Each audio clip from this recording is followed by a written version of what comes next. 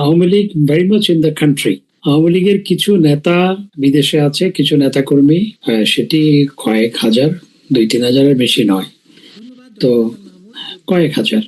কিন্তু আওয়ামী লীগ তো শুধু কয়েক হাজার মানুষের মধ্যে সীমাবদ্ধ নয়। আওয়ামী লীগ একটি গণমানুষের দল। বাংলাদেশে কোটি কোটি মানুষ আওয়ামী লীগকে সমর্থন করে, এবং আমরা বিগত নির্বাচনগুলোর তথ্য যদি নেই, পরিসংখ্যান যদি নেই, তাহলে আমরা দেখতে পাই গত অন্তত 6-7টি নির্বাচনে আওয়ামী লীগের প্রাপ্ত ভোটের হার around 40, sometimes it was more then 50।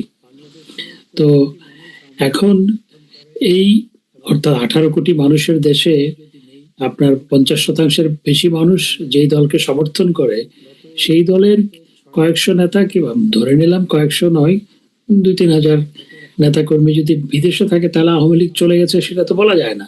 Awami League very much in the country. Awami League প্রতিটা মহল্লায় আছে, প্রতিটা গ্রামে আছে, প্রতিটা পরিবারে আছে আওয়ামী লীগ। সুতরাং আওয়ামী লীগ কোথাও যায়নি, আওয়ামী লীগ বাংলাদেশে আছে। এটা হচ্ছে ফেসিবাদের চূড়ান্ত রূপ, ফ্যাসিজমের চূড়ান্ত রূপ। ফ্যাসিজম শব্দটাও এখানে যথার্থ নয়। এই আজকের যে পরিস্থিতি এবং ইউনূস সরকারের আমলে 1.5 বছরের যে পরিস্থিতি, সেটিকে বর্ণনা করার জন্য ফ্যাসিজম থেকেও অন্য কোনো শব্দের উৎপত্তি ঘটাতে হবে।